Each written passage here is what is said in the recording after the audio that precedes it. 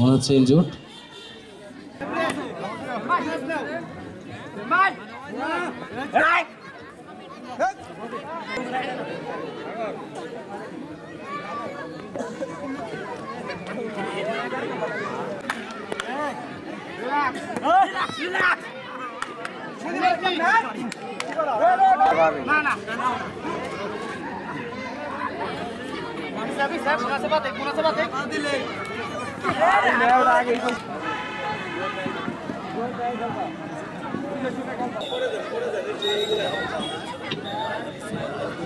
জামালপুরে এই খেলাটা অব্যাহত থাকুক, সবাই যেন আরও বেশি সক্রিয় অংশগ্রহণ করে, এটা আমরা চাই।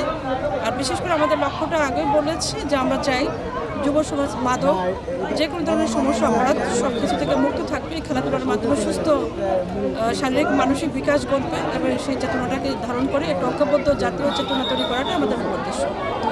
এখনও হয়তো এর মাধ্যমে জামালপুর জেলা খেলাধুলা আবার এগিয়ে যাবে ইনশাল্লাহ।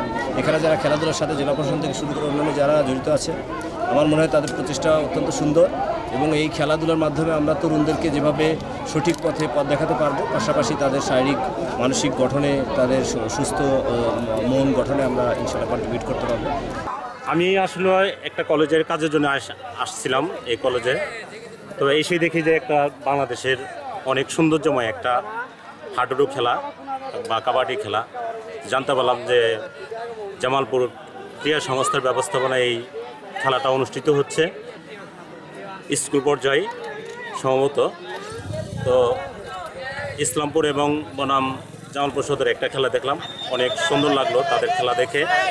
তো এটা কন্টিনিউ আসলে হয় না, তবে এটা যদি কন্টিনিউ থাকে তা আশা করি এই ছেলে মেয়েদের যেমন তাদের খেলাধুলার আগ্রহ বাড়বে, পাশাপাশি তাদের প্রতি যদি এটা খেয়াল করা হয়, এই কাবাডি খেলা যেটা কালক্রমে হারিয়ে যেতে বসেছিল, তো এটা পুনরায় আবৃত্তি করা হয়েছে। তো এটা যদি কন্টিনিউ রাখা হয়, আমার মনে হয় ছেলে মেয়েদের যেমন খেলার একটা আগ্রহ বাড়বে, আর তাদের এটার মধ্যে তাদেরও একটা প্রাণবৃত্ত ফিরে পাবে। কাবাডি খেলা বাংলাদেশের অনেক প্রাচীন একটা খেলা। তো দেখা যাচ্ছে যে কালের বিবর্তনে এই খেলা হারিয়ে যাচ্ছে, মানুষ এখন মাঠে থাকতেই চায় না। তো আজ অনেক দিন পর কাবাডি খেলা দেখলাম, অনেক ছোটো সময় দেখেছিলাম, তো অনেক ভালো লাগলো যে কাবাডি খেলাটা দেখে। তো আমরা জামালপুরবাসী চাই যে জামালপুরের যে জেলা প্রশাসন আছে, ক্রীড়া মন্ত্রণালয় আছে, তারা যাতে বারবার প্রতি বছর আমাদের জামালপুরে এরকম খেলার আয়োজন করে, এতে করে মানুষ আমাদের দেশের যে প্রাচীন যে খেলাগুলা, যে মানে ঐতিহ্যবাহী যে খেলাগুলা, সেগুলো খেলা আবার আমাদের দেশে ফিরে আসবে এবং আমরা সেই খেলাগুলো দেখে উপভোগ করে আনন্দিত হব।